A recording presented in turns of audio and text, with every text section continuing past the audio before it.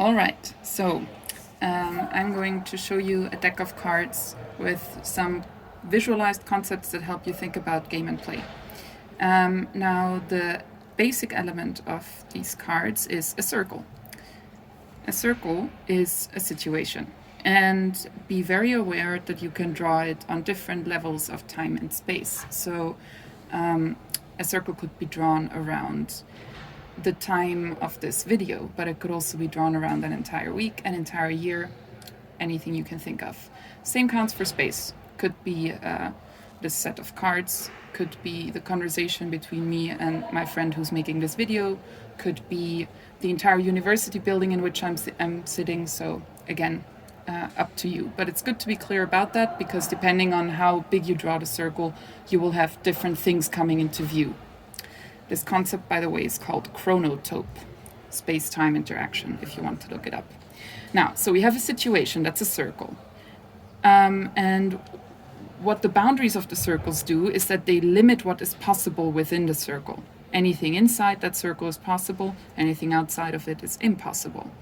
Possibilities can be limited physically. For instance, I can't fly, without technology at least.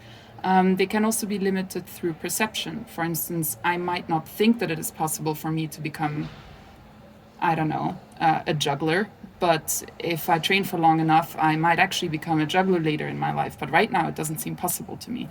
So there's different ways in which a situation can be limited in terms of the possibilities that it has. Now, as you can already see here, there are different kinds of boundaries. The first kind of boundary we're going to look at is that of a game circle.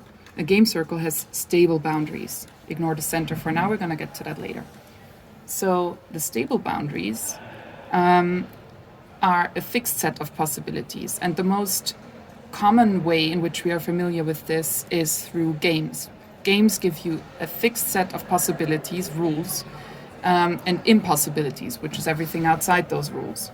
So this would be either stuff that isn't part of the game, isn't interesting to the game, or is simply forbidden by the rules. Now, they are stable because the point is that they won't change depending on who's playing or where you are. It's always the same. If you're playing Ludo, you're playing Ludo. It doesn't matter whether you play it or your mom plays it, or whether you're playing it in a classroom or outside on the flower lawn. It really doesn't matter. It's always the same stable boundaries.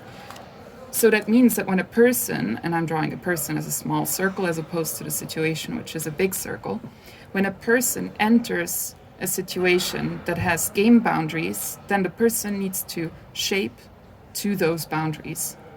The boundaries will not adjust for the person. So that is why if you can see, I'm here showing that the person needs to change shape.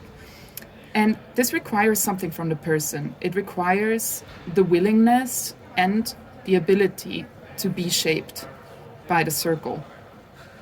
So whenever a person is ready to be shaped by a new situation that has stable boundaries, then I'm drawing that person with a dotted line. The dotted line represents the ability and the willingness to be shaped. So this is what it would look like when a person successfully enters the game. Then, for instance, I might have to pick up new skills to play a certain game, or I might have to first even understand the rules, and so I need to shape myself to the game in order to enter the circle. When I fail to do that, it looks like this, or when I refuse to do that, right? Because I might also be unwilling to be shaped by the circle. I might say, oh, I really don't like this game. Or simply, I disagree with the boundaries you've given me. But it might also just sometimes be a matter of circumstances. Say, for instance, I've broken my leg, I'm sorry, but I can't join this game of football. So a person that remains at the periphery of a game is somebody who is either unable or unwilling to be shaped by that circle with stable boundaries. A play circle is something entirely different.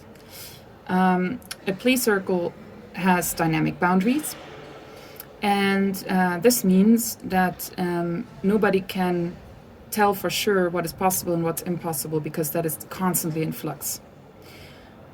So that means that the boundaries can be negotiated and can be changed all the time. So when a person successfully enters a play situation, it might look like this, where the circle wraps itself around that person, or you could say the other way around, the person changes the shape of the circle. And I'm here drawing the person with a solid line because the person needs to bring themselves to that situation. If I enter a play situation, I just stand there and look, then I won't automatically magically become part of the situation. I need to bring something to it. I need to say, what are you doing? Playing pirates? Okay, well, I'm the parrot, you know, for instance. So it's really up to you to bring yourself into that situation. And that requires a certain amount of spontaneity, creativity, confidence, all those things. So this is a person that successfully enters play and that is ready to co-shape the circle, to participate in shaping the circle. Now, a person that remains at the periphery of play may also have their reasons. So, for instance, I might say, oh, I'm seeing that there's a few people playing and they're so immersed in it and I can see what's going on and I could join, but I'd rather just stay here at the periphery and watch because I don't really want to interrupt. That is staying at the periphery out of respect, for instance. But I might also feel shy and be like, I'm not quite sure how to enter. So there are many reasons why I would be at the periphery of a play situation, but in all of those situations, what's going on is that I am not really willing or able or both to participate in shaping that circle, in changing the boundary conditions of that situations. So I kind of drift around at the boundary. Now we get to the center of the circle. I've been ignoring it all along, but it's been here. And as you can see, it has different symbols.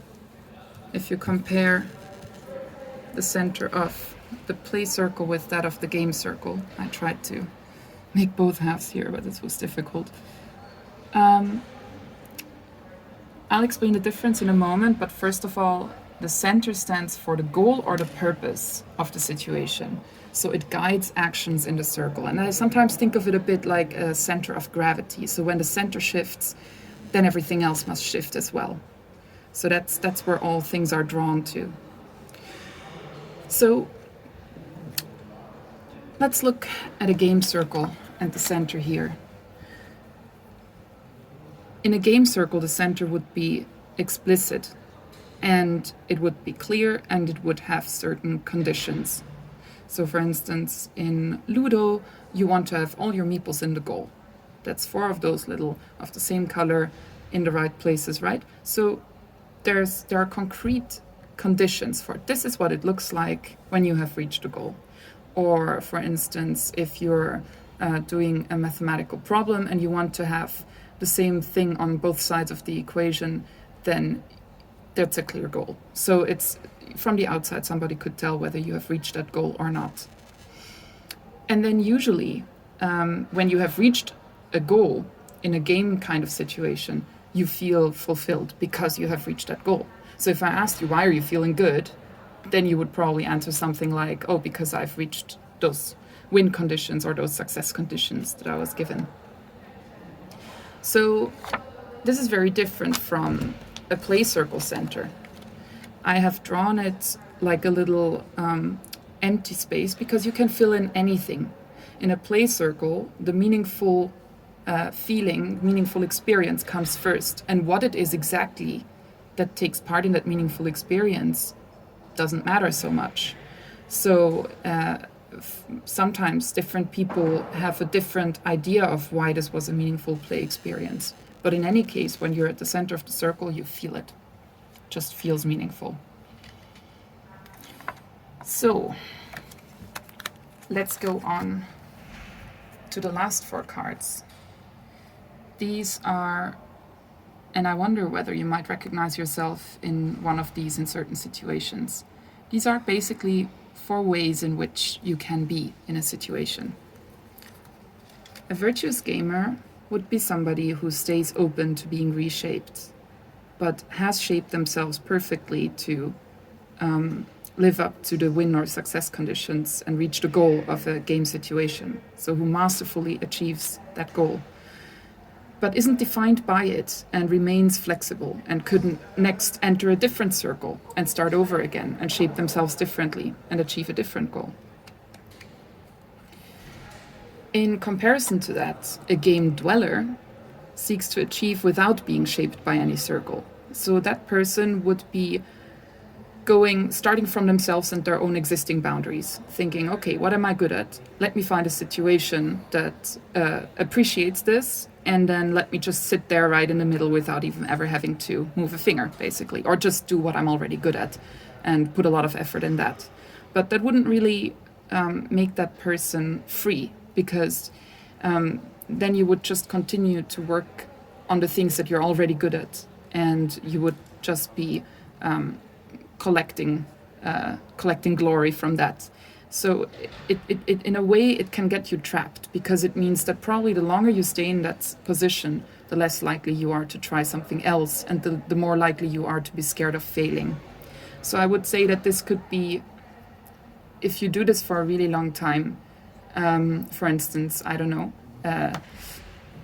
have the same office job for 20 years. I think that we probably all know some people who seem to just not have done anything different in a long, long time. And maybe the world just gets a little bit small and things get a little bit scary, and you're just that bit less flexible and free in how you can reimagine your life.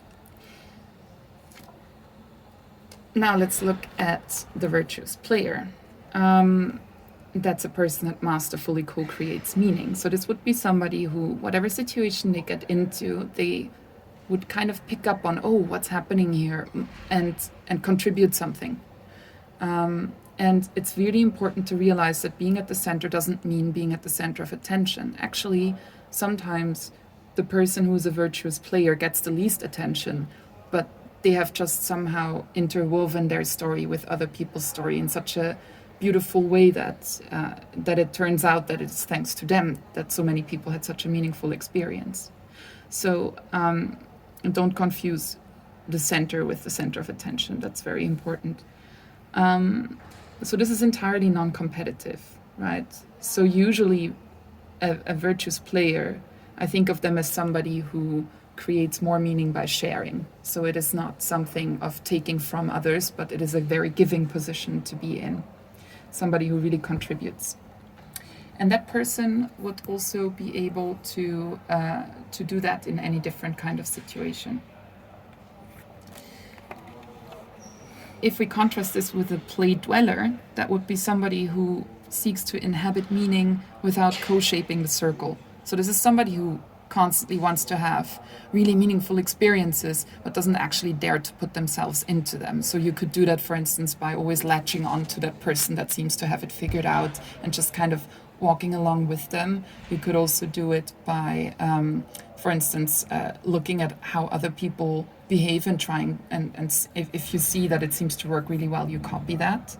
And basically, it's almost as if you are gaming play. It's like you're not actually being yourself, you're just being there and trying to latch on to whatever seems to be exciting and interesting.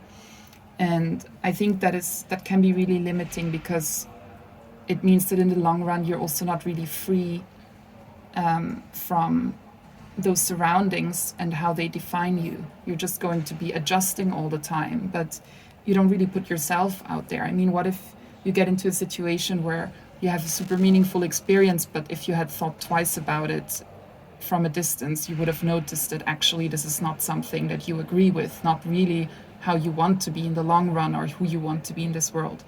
So you're lacking that agency, the Handlekraft, to really put yourself to the world and to reshape the boundaries of what's possible. And so I think that this is also one way of being unfree, in a sense. It's you're lacking the freedom to go and change the world. So if we put this together, I think a truly free person can do both and knows when which is needed. And yeah, I hope that this was somehow understandable.